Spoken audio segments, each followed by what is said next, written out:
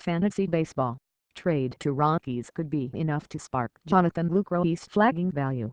It's been hard to make sense of Jonathan Lucroy's sudden decline this season.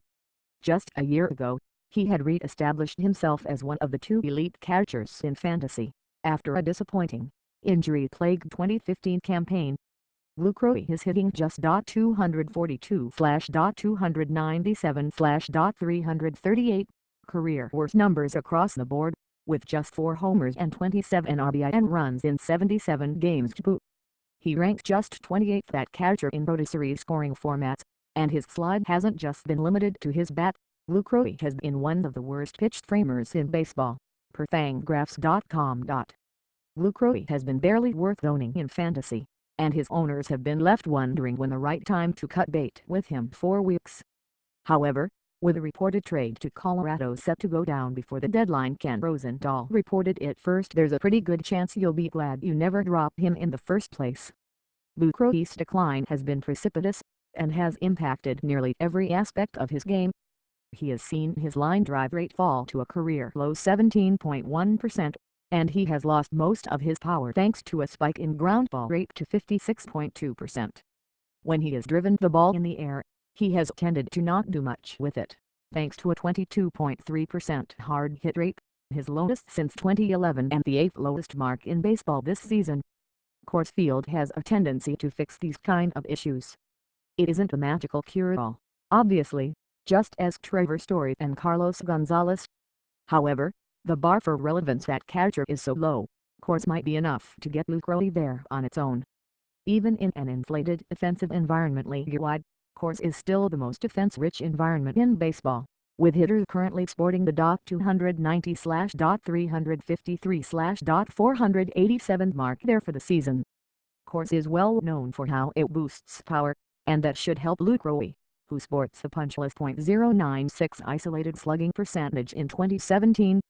However, Coors also inflates batting averages, and this is where Lucroy could benefit even in his diminished state. For all his struggles, Lucroy has still had elite bat-to-ball abilities. He has struck out just 10.5% of the time, with a career low 4.8% swinging strike rate along with it. It shouldn't be hard for him to hit for a respectable average given how often he puts the ball in play. However, the .259 BABIP is sunk him. The good news is, Rockies hitters have a .356 BABIP at home this season, compared to a .31 mark on the road. Even if Lucroy doesn't improve his baseline skill set, playing half his games actually, a bit more than half, as the Rockies play 31 of their final 57 games at home, he could pretty easily hit .280 to .290, enough to make him remain startable, especially into catcher formats. Those of you in one catcher league still have a tough decision to make on Lucroy, but I would hang on and hope this trade sparks something in him.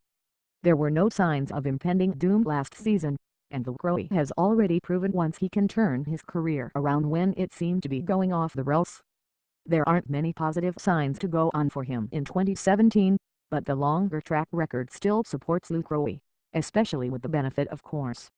Even if you assume Lucroy is finished as an elite hitter, Coors Field should be enough to help him clear the low bar of fantasy relevance at catcher.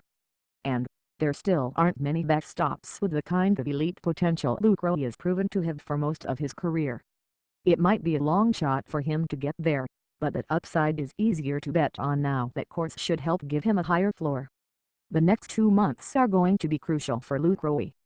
He's a 31-year-old catcher heading to free agency for the first time in his career. A strong finish could help him lock in the kind of money he's never seen before. The Rockies are betting he'll rediscover his stroke and help carry them in their push for a title, and I would be willing to make the same bet.